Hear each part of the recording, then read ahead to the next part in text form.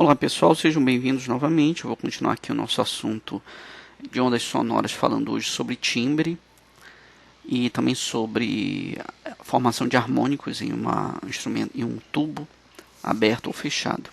Tudo bem, então time você já imagina o que seja, porque é muito usado, né, na gramática, na semântica.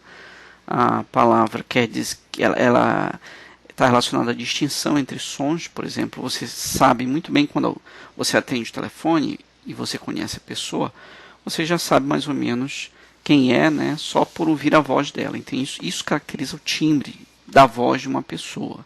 O teu pai, teu tio, eles têm vozes características. Apesar de, se por exemplo, cantarem a mesma nota musical, um Lá, por exemplo, 440 Hz, apesar disso, eles vão ter timbres característicos. A mesma coisa acontece para os instrumentos musicais. Por exemplo, se você tocar a nota Lá cantando no microfone, ou tocando a nota Lá em um piano, ou a mesma nota Lá em um violino, você vai saber que essa nota, apesar dela ter a mesma frequência, 440 Hz, ela vai estar vindo de uma fonte diferente, certo? Porque o que caracteriza a frequência, como vocês sabem, é o comprimento da onda, certo? Então, por exemplo, se esse comprimento, vamos pegar uma nota Lá cantada, então se esse comprimento aqui, o período, né, for, deixa eu ver aqui, aqui está meio difícil de identificar o período, mas vamos pegar aqui esses dois instrumentos, tá bom? Qual o comprimento de onda aqui? É esse comprimento de onda, né, dessa primeira onda, e da onda de baixo o comprimento está aqui. Ó. É onde começa a se repetir, né, onde você identifica aí um período de assinatura, tá bom?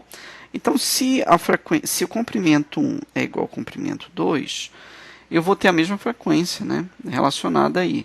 Mas você vê que apesar da frequência ser a mesma, a assinatura é diferente. Aqui você vai ter menos acidentes, né, nessa forma de onda, e aqui você vai ter uma forma mais acidentada, muito mais complexa, certo? Que essa assinatura que dá origem ao timbre, a diferença, aquilo que caracteriza, né, você distinguir o que é um violino e o que é um piano tocando a mesma nota, certo?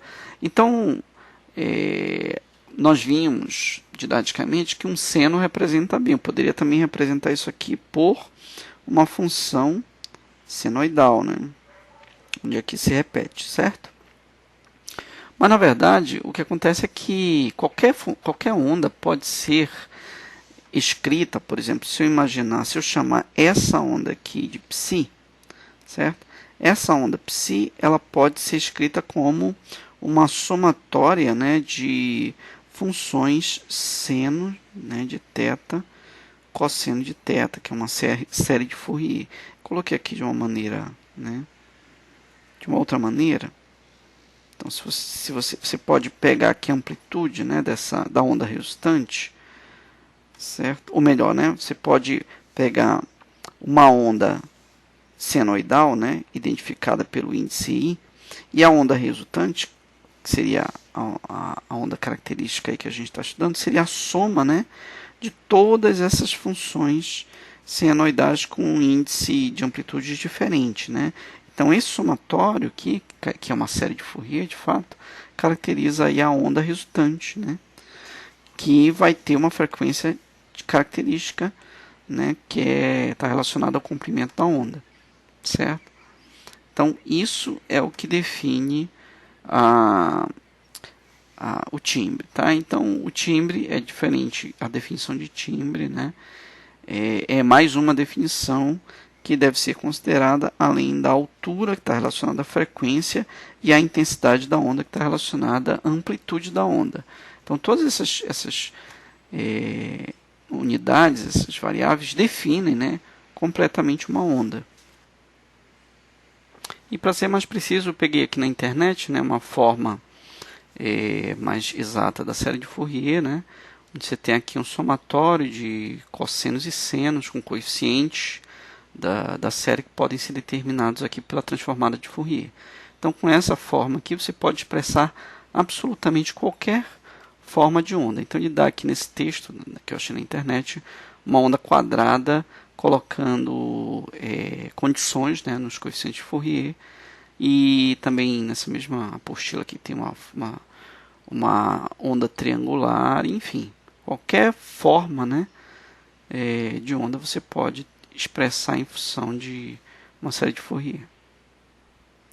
Bom, agora a gente passa a estudar aqui os modos harmônicos que se formam nas fontes musicais, né? Principalmente instrumentos de sopro. Então, você vê aqui um exemplo, né? Um pífaro, se eu não estou enganado, o nome desse instrumento, que é formado por uma série de bambus com comprimentos diferentes, né? E exatamente o comprimento do bambu é que vai dar origem à frequência harmônica que vai sair dele quando você sopra o bambu, certo? Então, no caso, o bambu ele é constituído, ele é basicamente um cilindro vazio, né, aberto nas duas extremidades, certo? E aí a pessoa que sabe tocar, ela domina bem. Aí é a mesma coisa que acontece com copos de água, quando você pega vários copos e enche com água a níveis diferentes. Então, o nível que se forma a água vai dar origem ao som que sai dali, né?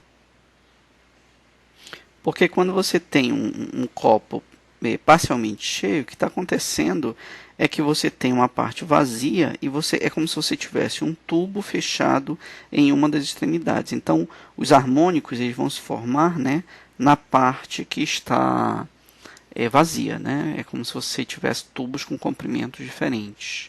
É daí que se formam as notas musicais nesse instrumento em particular. E qual é a regra para a formação de harmônico? Então vamos imaginar que você tem aqui um tubo, né, com ambas as extremidades abertas. Aí você vai fazer a mesma pergunta que você fez no caso da corda, né? Quantos comprimentos de onda ou quantas partes de um comprimento de onda podem se formar numa corda amarrada nas duas extremidades? Nesse caso, não é amarrado, você tem um tubo aberto, né? Quantas frações de comprimento de onda podem se formar nesse tubo aberto? Então, a primeira forma, que é o harmônico fundamental, que você vai conseguir formar num tubo aberto nas duas extremidades, é essa forma aqui, né? Você tem essa onda estacionária aqui, tá bom? Que é uma parte da onda, é como se fosse essa parte aqui, né? É como se fosse essa parte aqui da onda, certo? E essa parte aqui seria essa segunda parte da onda. Tá? Então, aqui se você tem um comprimento de onda, então essa parte seria 1/4, né? E essa parte seria 1/4. E aí você tem aqui 1/4 mais 1/4. Então, somando isso, você tem aqui meio comprimento de onda, né? 2 vezes 1/4 é igual a meio. Tá bom? Então, o harmônico fundamental, a relação entre o comprimento do tubo e o harmônico fundamental é que o comprimento do tubo é igual a 2 vezes 1/4, né, de um comprimento de onda, que é exatamente igual a meio comprimento de onda, certo? Aí, como nós queremos fazer uma regra geral, a gente começa então tirando, né, encontrando o comprimento de onda referente ao primeiro harmônico, que eu vou chamar aqui de lambda 1. Então, o lambda 1, ou seja, o primeiro harmônico, ele tem que ser igual a 2 vezes o comprimento do tubo aberto nas duas extremidades. Para criar uma regra geral, eu vou analisar agora o segundo harmônico, ou seja, de que maneira eu posso formar novamente uma onda estacionária no tubo. E aí eu já vou aqui ver que eu vou formar, né, o desenho anterior, que seria meio comprimento de onda. Aí eu não posso fechar, né, porque tem uma regra para essa análise que é a seguinte: no tubo aberto, na parte aberta, sempre você vai ter que formar um ventre, certo? E se eu fechar o tubo, eu sempre tenho que formar um nó. Então, se eu fechasse o tubo bem aqui, o desenho estaria correto, porque onde o tubo está fechado, tem que haver um nó, né? E onde o tubo está aberto, tem que haver um ventre. Tá? Então, por exemplo, se eu pegar essa outra figura aqui, ó, você vai ver que aqui o tubo é fechado, tem um nó. Né? Aqui fechado tem um nó, nó, nó. E do lado que está aberto tem que ter um ventre. Tá? Então, isso aqui é uma crista, né? O máximo, tá bom? Aqui. Então, são ventres.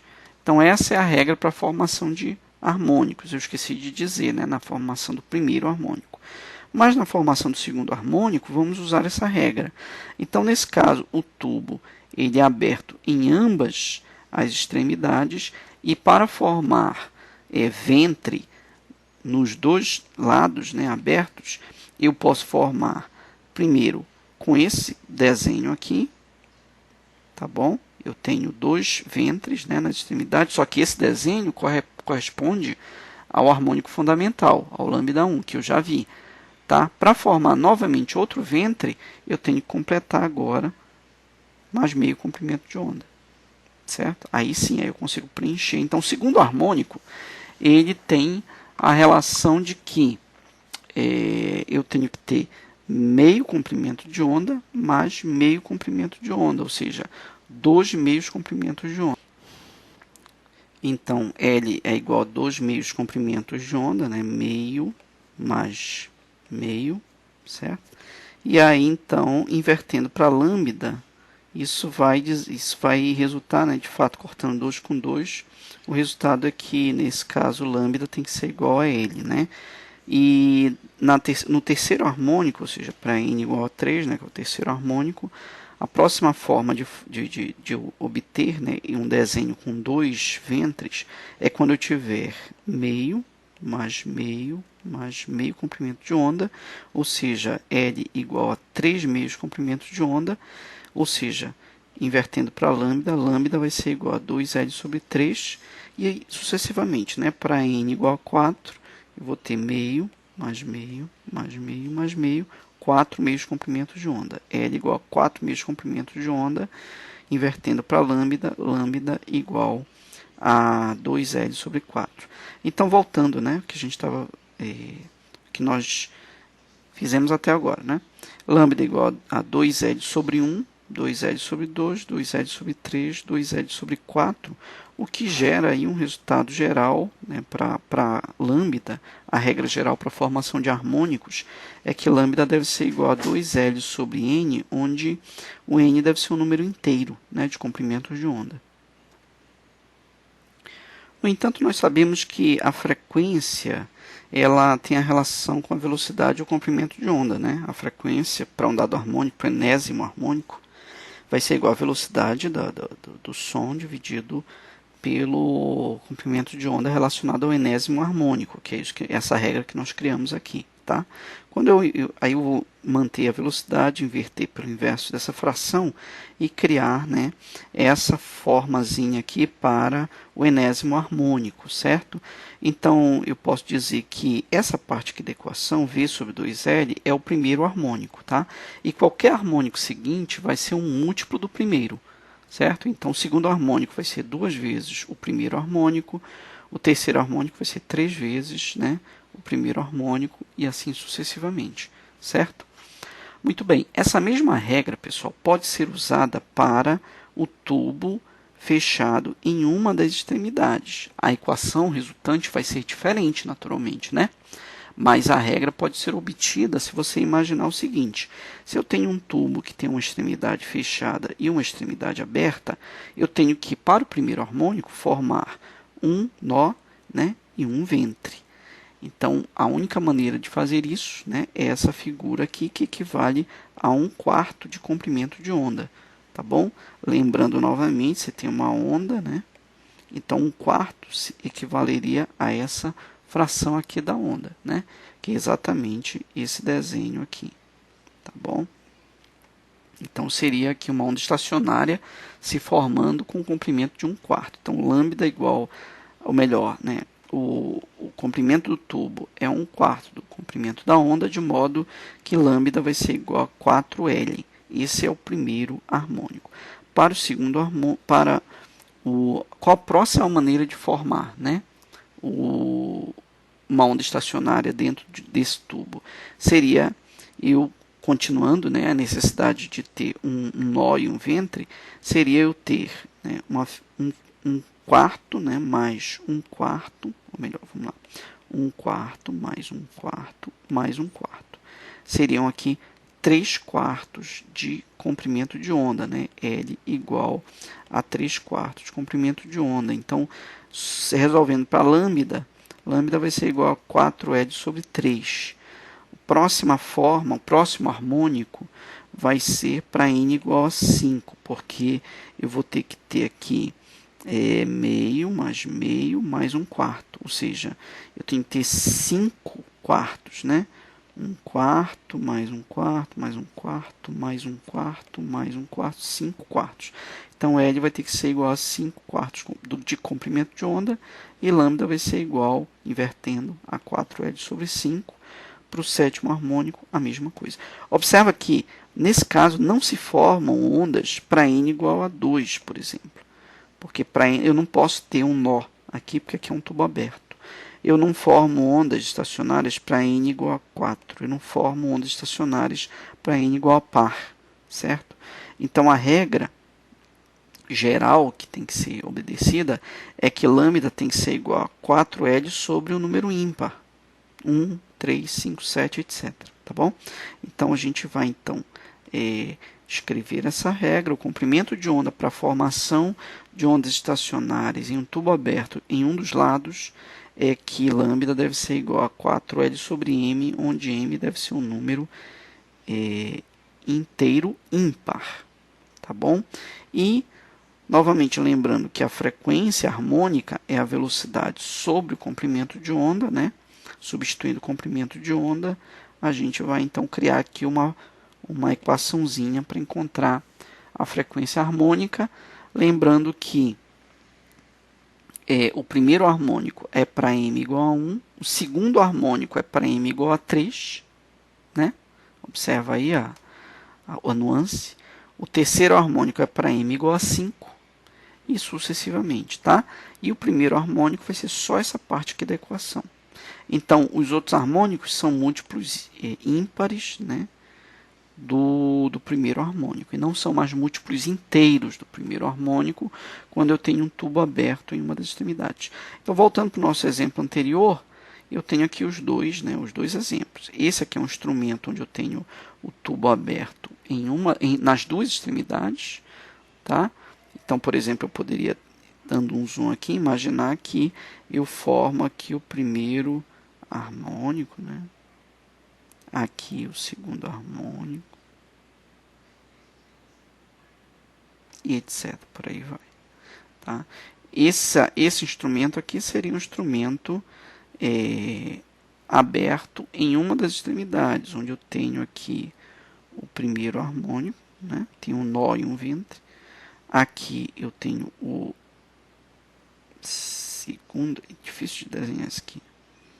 Tenho segundo harmônico, nó e ventre, etc. Tá?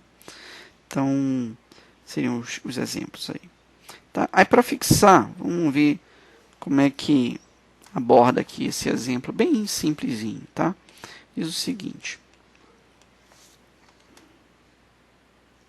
ruídos de fundo de baixa intensidade em uma sala produzem ondas estacionárias em um tubo de papelão de comprimento 67 centímetros. Observa que tem que transformar para metro, isso para trabalhar no sistema internacional.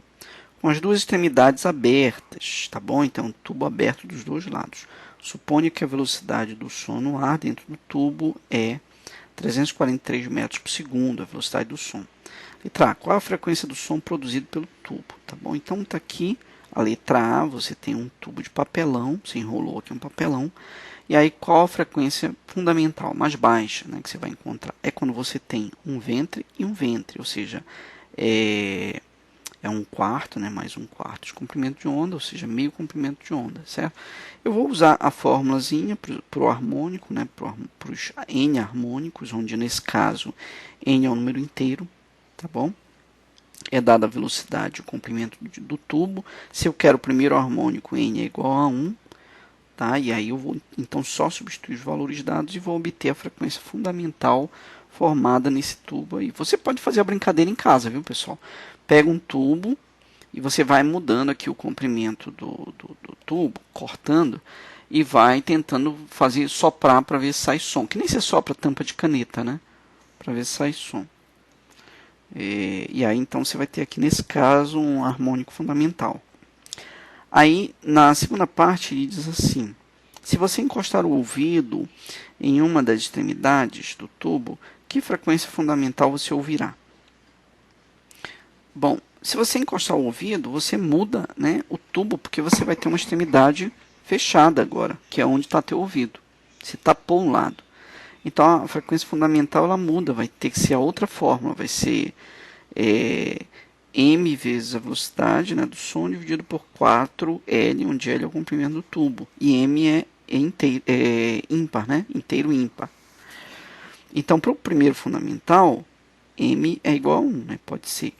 E aí você vai então ter velocidade sobre 4 vezes L, e aí substituindo os valores você vai mudar completamente a frequência, você vai ter uma frequência mais baixa, né? Então você tinha uma frequência fundamental, e agora você tem uma frequência fundamental mais baixa, que é a metade da primeira frequência lá que você estava ouvindo. Então nós encerramos aqui essa parte, está aqui o resumozinho, né, do que nós vimos. E a gente vai passar agora, pessoal, para estudar batimentos.